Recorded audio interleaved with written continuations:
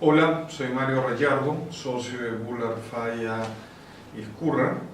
Soy profesor de la Pontificia Universidad Católica del Perú y la Universidad del Pacífico en Análisis Económico del Derecho, Derecho Procesal Civil y Arbitraje. Vamos a hablar hoy de la instancia única arbitral, y esto a raíz de algunos cuestionamientos que se vienen haciendo al arbitraje a partir de situaciones coyunturales de algunas muy malas e indeseables experiencias.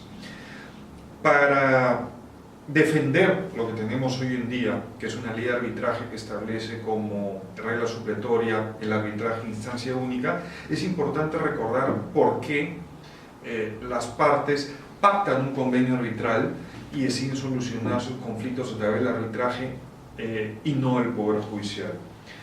Primero, hay algunos mitos que hay que tirarse abajo eventualmente. Se piensa que el arbitraje es más sencillo, más barato y rápido. No necesariamente.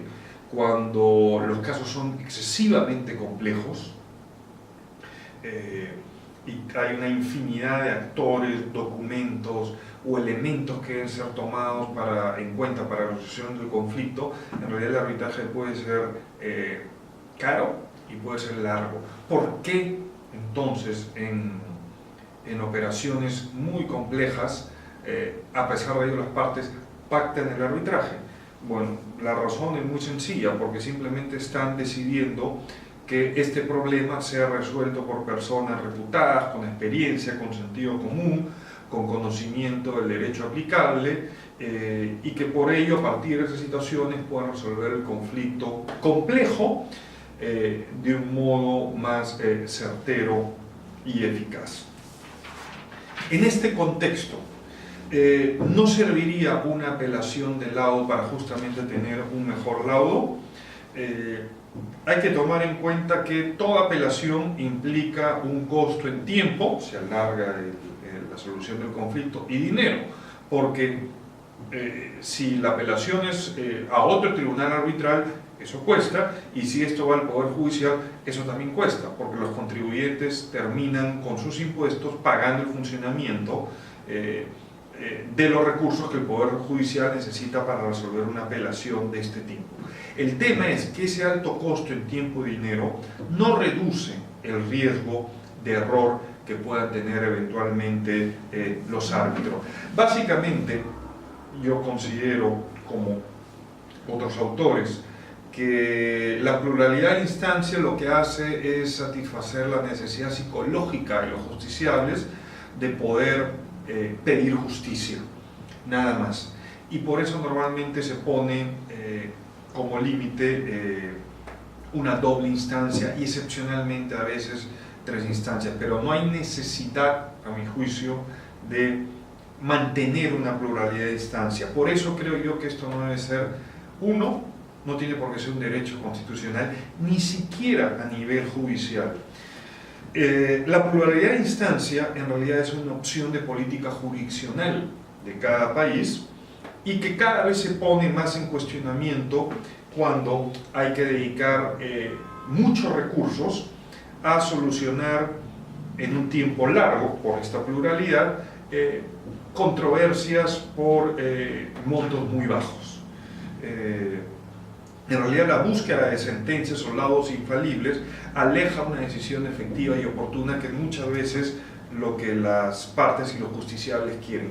Por eso, algunos tribunales constitucionales en Europa o la misma Corte Interamericana de Derechos Humanos considera que la pluralidad de instancia es un derecho constitucional en la medida de que estemos hablando sobre todo de procesos penales donde hay el riesgo de que a alguien se le pueda condenar a pena privativa de libertad de un modo injusto. La externalidad de mandar a un inocente a la cárcel es tan alta, tanto en términos personales como también de la credibilidad del sistema, que el costo de hacer funcionar todo el aparato de solución de conflictos y revisar la decisión y las pruebas se justifican en la medida del costo que se quiere evitar de una condena injusta.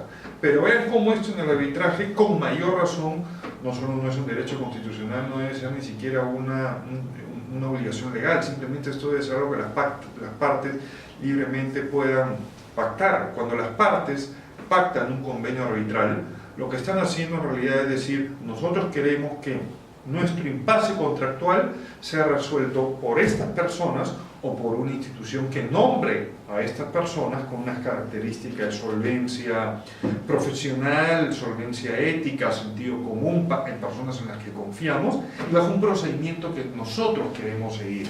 Por tanto, si estos actores en el mercado consideran que no quieren darle mayor relevancia a un procedimiento largo, ¿por qué tenemos entonces nosotros que decirles no? Tú necesariamente tienes que resolver tu impasse contractual vía una doble instancia. Entonces la desventaja de la instancia plural es uno, en el análisis costo-beneficio, el costo en tiempo y dinero de tener una instancia adicional para revisar la decisión, yo considero que es mucho mayor que el beneficio esperado de la reducción del error que puede haberse dado en una sentencia o en un laudo. ¿Qué quiero decir con esto? Tenemos certeza sobre que tener una instancia adicional cuesta en términos de tiempo y cuesta en términos de dinero. Pero sin embargo,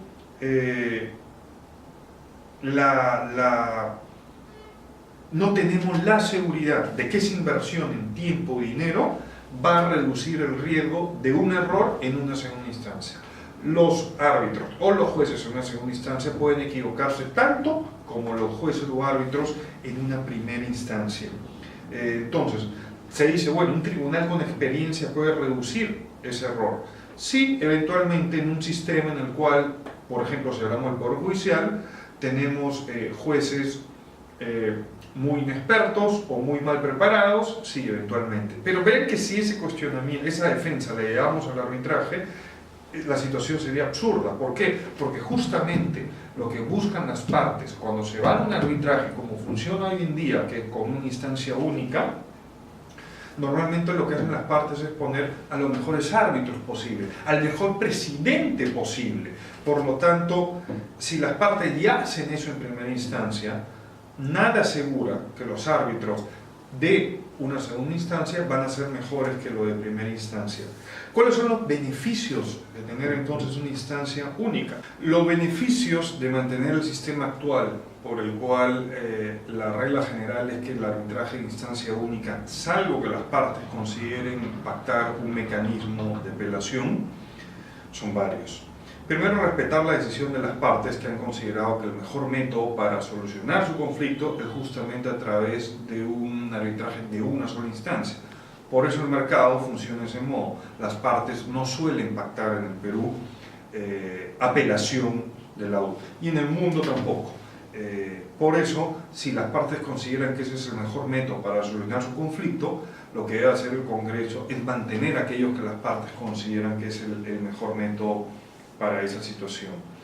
Se dice también que el arbitraje de instancia única con un tribunal colegiado de primer nivel permite justamente obtener los beneficios que se buscan de tener un buen tribunal de apelación, pero tenerlo desde ya en la primera instancia.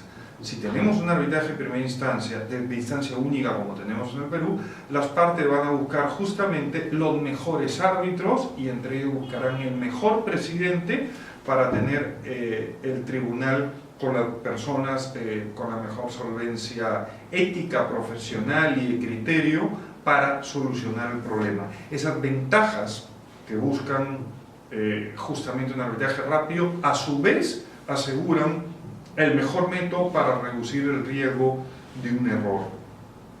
Lo único que haría una instancia plural sería aumentar justamente no solo los costos en términos de tiempo, sino también de dinero para nuevamente estar reproduciendo todas estas actuaciones arbitrales que se hicieron en primera instancia, posiblemente entre árbitros del mismo nivel, es decir, mayor costo sin reducción del riesgo de error. Si además la apelación fuese judicial, el tema es mucho peor todavía, porque eso implica que la corrupción y la falta de precedentes vinculantes que existen en nuestro sistema harían justamente que toda parte que pierde en un arbitraje intentaría el recurso a apelación como un mecanismo para conseguir darle la vuelta al laudo, justamente aprovechándose de las debilidades institucionales que existen en nuestro país. Asimismo, creo que la pluralidad de instancias solo satisface la tendencia de las partes por cuestionar aquellas decisiones que la desfavorecen, pero esa satisfacción emocional tiene un costo alto.